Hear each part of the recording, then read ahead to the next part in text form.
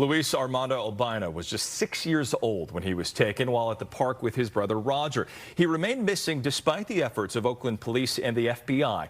His niece, Alita Aliquin, was determined to find him and got a big break after taking a DNA test online and matching with a man on the East Coast. Hi everybody, welcome back. And if you're new, welcome. My name is Gabby, and if you've never been here before, never watched any of my videos, have no idea what I do, I cover true crime cases, and all the cases that I cover are a little bit older. They're all basically 20 years or older. So if that's something that you might be interested in, maybe go down below, click that subscribe button, and also make sure to turn on the post notifications to be notified every time that I upload. So my email and my social media in general has had an influx of messages in the past week or so, and it is all due to the recent solving of a 73-year-old mystery. Now, there is one part of this case, an important part of it, that they are still focusing on uncovering some answers for, but the main portion of it is solved. I've had my channel for over 8 years. I've been covering true crime cases for over 7. I have received quite a few comments through the years saying things along the lines of, this happened so long ago, the family just needs to grieve and move on, and law enforcement needs to stop spending so much money and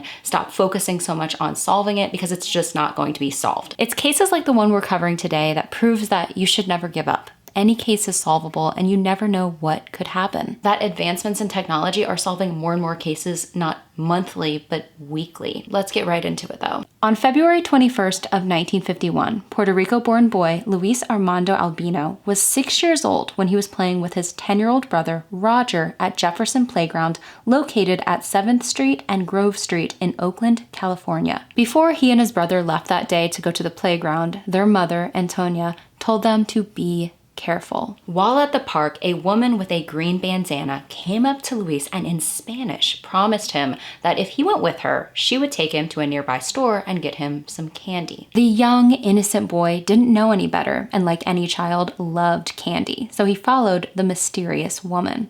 That was the last time he would be seen by his family for over 7 decades. Roger waited for his brother and the woman to come back to the park, but they never did. He ran home to inform his mother of what happened. Antonia was terrified, and she immediately notified the Oakland Police Department of her son's abduction. They took over the case from there, and eventually the FBI would also get involved. Besides them, the Coast Guard, soldiers from a local army base, city employees, and volunteers helped in the search. According to articles at the time, the park and surrounding areas were gone over with a fine-tooth comb, and extensive searches were done of the San Francisco Bay and other bodies of water around the area. Roger was questioned multiple times by authorities to see if he remembered anything else, and he always stuck to his original story, that a woman in a green bandana came up and told his brother in Spanish that she was going to get him some candy from a local store if he went with her. Poor Antonia though. She had actually moved to the United States with her 6 children the summer before her son went missing. She moved with the hopes of working laborious jobs like picking fruit all day or sewing gloves for a local company, which she did,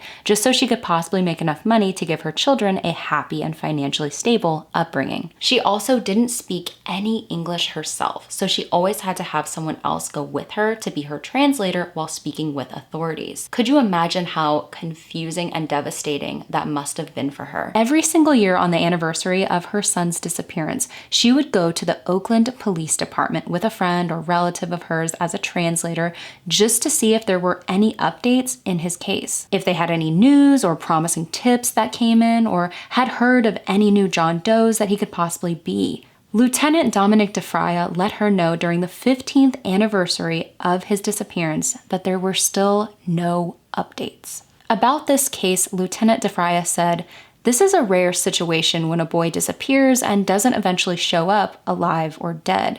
I'd give an awful lot to find out why."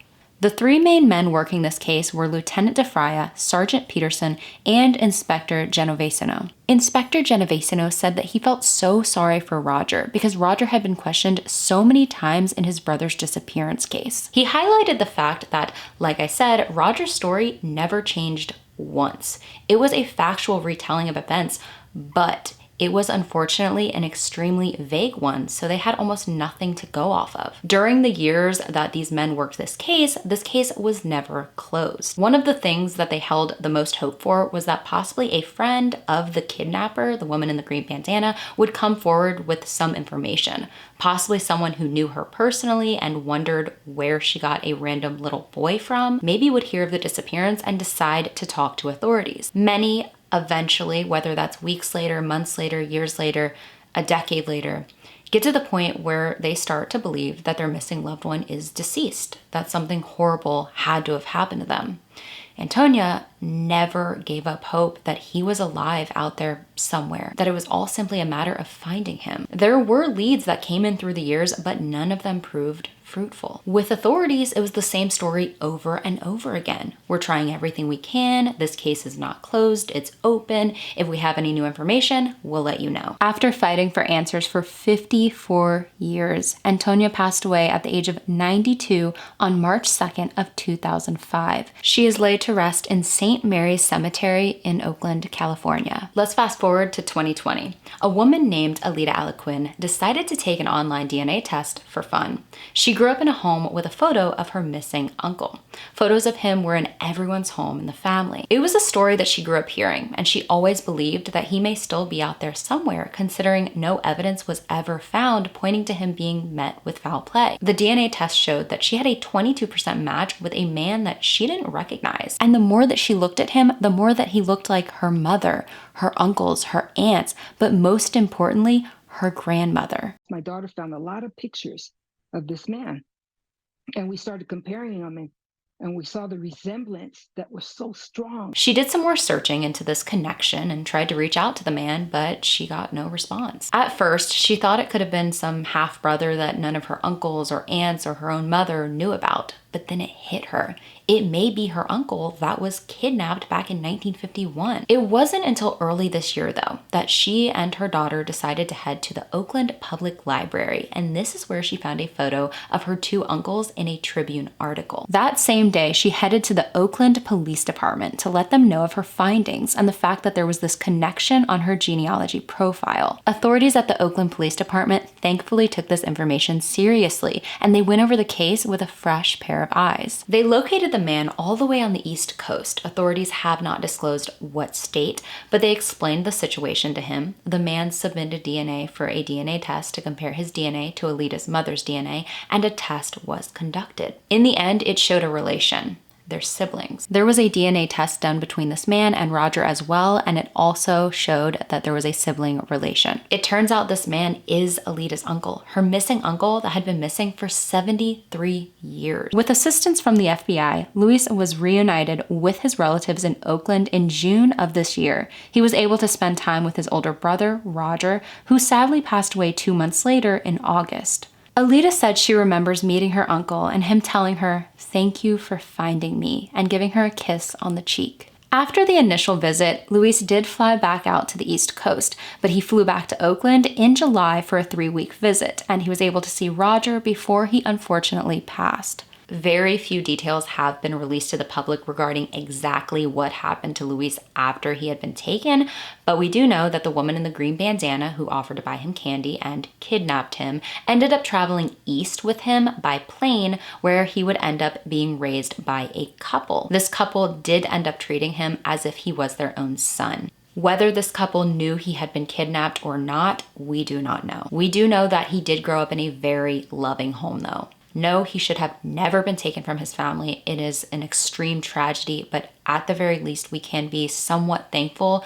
that he was not mistreated in any way, or even worse, ended up a homicide victim like so many who have been abruptly taken from their loved ones. Luis did get the chance to grow up. He served 2 tours of Vietnam. He worked as a firefighter. He has a family of his own. He's now a grandfather. He lived and is still living a full life. To top it all off, now he knows who he is and where he came from. He has wanted to remain quite private about his personal life, but he does have memories of the kidnapping itself and flying to the East Coast. He has said that he did question many of the adults in his life about what he remembered and his backstory, but he was never given any solid answers. He is currently planning another trip to California to visit his family for next year. Alita said, "In my heart, I knew it was him, and when I got the confirmation, I let out a big yes." She went on to say, "We didn't start crying until after the investigators left.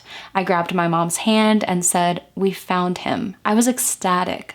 The Oakland police stated, "The outcome of this story is what we strive for." About Luis's mother, Alita said, "She always felt he was alive. She took that with her to her grave. All this time, the family kept thinking of him. I always knew I had an uncle. We spoke of him a lot. My grandmother carried the original article in her wallet, and she always talked about him. A picture of him was always hung at the family home." Alita told the Mercury News, "I was always determined to find him, and who knows, with my story out there, it could help other families going through the same thing. I would say, don't give up." The missing persons aspect of this case is officially closed, but the kidnapping aspect of it is wide open. That is what they are currently investigating into. I truly hope that within time this case can have its full conclusion. I hope eventually there are some more developments in this case, but for now, this is the case of Luis Armando Albino and its huge update after over 7 decades. I want to thank you all though for taking a little bit of time out of your day to hear about Luis's case. It's one that shocked me, but shocked me in a positive way. Like always, you never know who might stumble across this video, so make sure to leave some kind words down below in the comments for Luis and his loved ones. If there are any cases that you possibly want me to cover here on my channel, especially older cases, more vintage cases, because in October we do Oldies October, make sure to send those requests over to gabulosiscaserequests@gmail.com. I hope you all have an amazing rest of your day. Stay safe, and I will see you in the next one.